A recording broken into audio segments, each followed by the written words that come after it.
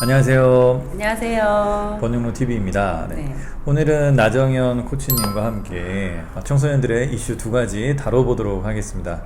첫 번째 제가 가져온 이슈는요. 네. 우리 학교에 가보면 뭐 초등학교나 중학교 저학년들 가보면은 너무 말이 많은 친구들이 있잖아요. 네, 맞아요. 그래서 오히려 선생님이 얘기할 때 같이 얘기해가지고 소리 막 선생님이 힘들어지는. 네네네. 그리고 좀 조용히 해라 그래도 조용히 못하고 계속 네. 막 얘기하려고 그러고 심지어 선생님 쳐다보지도 않고 친구한테 막 계속 말 걸고 그런 친구들이 좀 많이 있는데 네. 그런 친구들을 선생님의 이 전문 분야를 바탕으로 한번 네. 좀 얘기를 해주신다면. 네. 그런 아이들은 보통 이제 산만하다라고 얘기 많이 하잖아요. 네. 근데 그런 아이들은 되게 에너지가 넘치는 아이들이에요. 굉장히 열정적이고 활발한 아이들이거든요. 근데 이 교실 안에 갇혀 있는 것들이 너무 답답해요. 나가서 뭔가 뛰어놀고 그 다음에 말도 많이 해야 되고 호기심도 많아서 여기저기 관심을 많이 가져야 되는데 교실 안에 있다 보니까 이게 분출할 방법이 없잖아요. 또 흔히 요즘 아이들 말로는 관종이라고 얘기하잖아요. 네, 네, 네. 관심 받기 위해서 하는 것도 있지만 이게 자기도 모르는 그 에너지를 뭔가를 분출을 해야 되기 때문에 막 정신없고 남의 말 들리지 않고 오로지 자기한테만 집중이 되어 있는 그런 현상인 거죠. 그러면 그런 아이들 뭐 절제력을 통해서 네. 좀 자기를 누른다거나 뭐 좀 해야 되지 않나요? 누른다고 해서 눌러지는 건 아니거든요. 네. 일시적으로 뭐 선생님이나 아니면 외부 부모님께서 이렇게 억압적으로 이렇게 소리를 질러가지고 일시적으로 정지는 시켜줄 수는 있겠지만 이게 지속적으로 하기는 되게 힘들어요. 그러다 보면 아이가 이제 거기 안에서 또 내가 사랑받기 위해서 또 선택을 합니다. 내가 여기에서 다른 방법으로 눈속임을 할 것인지 아니면 다른 데 가서 운동으로 할 것인지 아니면 침묵으로 일과를 해버리던지 뭐 여러 가지 이제 또 성향에 따라서 선택을 하게 되어 있는데요. 그거를 이렇게 산만한 아이의 마음을 잘 읽어주고 왜 그런가에 대해서 얘기를 나눠주면 충분히 그런 것들이 절충이 가능하거든요. 근데 그런 부분들이 그 바라보고 있는 교사나 부모님이나 이 관점부터가 이미 그 개인이 가지고 있는 내 관점을 내가 잘 모르기 때문에 자기 방식대로 통제하려고 하고 억압하고 누리려고 하고 그리고 우리 사회가 원하는 그런 기본적인 틀이 있잖아요. 네. 그 틀 안에서 벗어나면 왠지 나쁜 아이라고 하는 규정 지어지는 것들이 있어요. 그러다 보니까 아이들은 무의식 중에 그런 행동은 나는 내 본능대로 행동을 하고 있지만 죄책감을 느낀단 말이에요. 내가 이런 행동을 하게 되면 야단 맞는구나. 죄의식을 무의식 중에 갖게 됩니다. 그런 생각을 가지고 자라나게 되는 거예요. 그러다 보면 나중에 이제 나와 그 사회에 요구하는 그 모습과의 간극이 생기면 거기에서 굉장히 고통스러워하고 힘들어하는 상황이 반드시 생깁니다.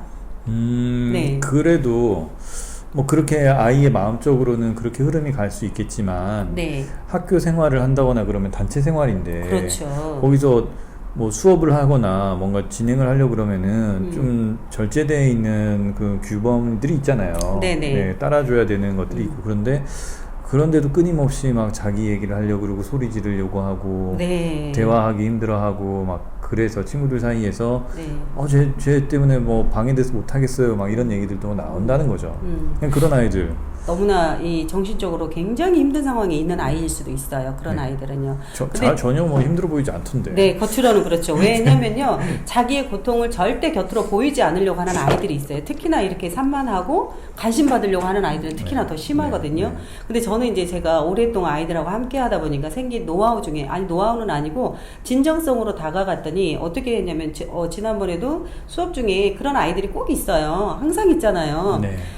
그런데 저는 일단 교실에 딱 가면 아이들 상황이 보이잖아요. 그러면은 그렇게 이 틀 안에 갇혀 있는 게 너무 힘들고 산만한 아이가 보여요. 그런 아이한테 반드시 가서 눈 맞춤을 합니다. 너 여기 있기 너무 힘들지. 얼마나 힘드니. 근데 힘듦에도 불구하고 나와 함께 이 자리에 있어줘서 너무 고마운데 조금만 우리가 지켜야 할 규칙, 나도 너한테 존중받고 싶은 선생님이니까 나도 너를 존중할 테니까 우리 조금만 너 그렇게 힘든 거 선생님 알고 있으니까 잠깐만 좀 참아주고 이따 쉬는 시간에 마음껏 네가 뛰어갔다 오도록 해라 이렇게 얘기를 해주면요, 그 마음을 읽어줬다는 것 자체로 아이가 행동 수정이 들어가더라고요. 네, 짧은 시간에는 가능하면 그렇게 해주는 것도 결국에는 그렇게 마음을 읽어주고 조금 좀 참기를 권유해 주는 게 어떻게 보면 좀 괜찮은 방법 중에 하나가 될 수 있겠네요. 네, 내가 네 마음을 알고 있다. 나는 그러니까 네 마음을 이해한다. 저 같은 경우에는 넌 여기 이렇게 앉아 있는 거 힘들지. 그러니까 일단 복도로 나가자. 복도에 나가 있어라. 나가서 놀아라. 아, 절대 그거는요. 나가버려라. 그거는요, 정말 웃으면서 욕하는 거하고 똑같아요. 네. 왜냐면은, 너 지금 마음껏 나가고 싶지? 그럼 너 나가서 혼자 있어. 이 아이는요, 네.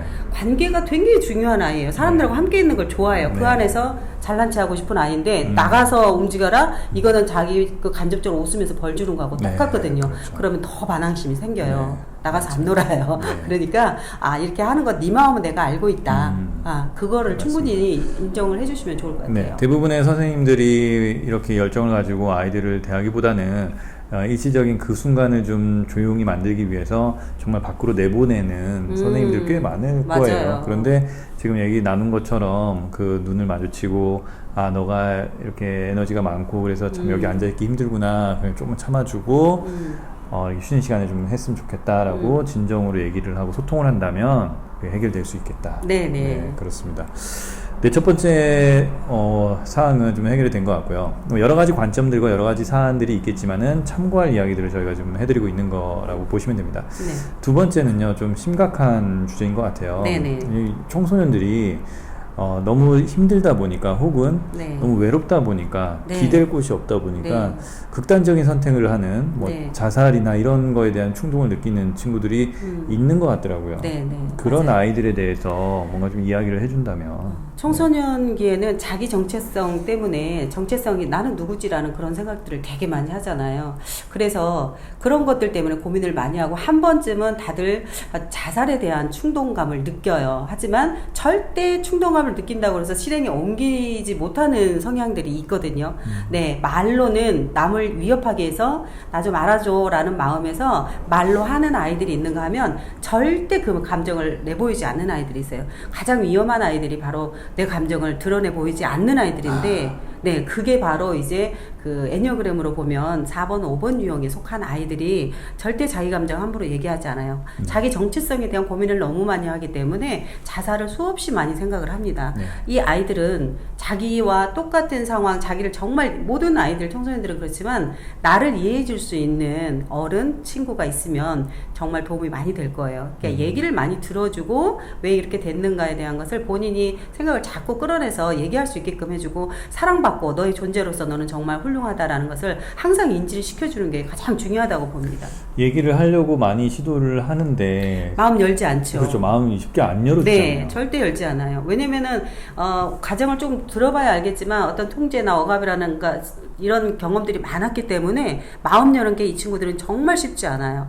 그럼 어떻게 마음을 열 수 있을까요? 가장 좋은 거는요, 자기와 비슷한 또래, 조금 더 건강한 자기와 비슷한 또래 아이와 접촉하는 게 가장 좋고요. 그리고 어른으로서의 어떤 권위라든가 이런 모습이 없는 채로 다가가 줘야 이 아이가 마음을 열 수가 있고, 그리고 또 시간이 또 필요합니다. 이 아이들은 절대 한 번, 두 번 가지고 마음의 문 열지 않아요. 그리고 설사 열었다 치더라도 그 아이들은 절대 진심을 내보이지 않아요. 네. 그냥 어느 정도 내가 정말 믿을만 하구나 라고 생각했을 때 정말 그걸 얘기를 하지, 사실은 그 어떤 그 서열이라는 게 있잖아요. 거기 안에서 이미 가시적으로 이렇게 얘기를 한다거나 이 사람들을 안심시켜주기 위해서 나를 걱정하고 있는 선생님이나 아니면 주변 어른들이 나를 걱정해서 이렇게 얘기해 주는구나 라고 생각해서 그냥 거짓으로 약간 거짓 자아를 쓰기도 합니다. 네. 그러니까 그게 진실은 아니고요. 정말 내면을 얘기할 때까지 시간이 많이 걸린다고 보여지죠. 사실 그런 자살 충동을 느끼거나 그런 거에 대해서 고민을 하고 있는 아이들이 마음의 문을 열고 진정으로 대화를 하려고 하는 자세로 바뀌는 것만 해도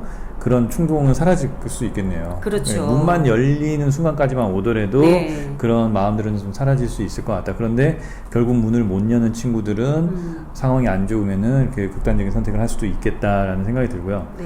어른들 입장에서도 그 아이의 문을 열 수 있게끔 좀 그 수준에 맞게 혹은 진정으로 친구 같은 느낌으로 다가가는 방법이 네. 참 좋을 것 같은데 네. 어떻게 하면 그렇게 다가갈 수 있을까요?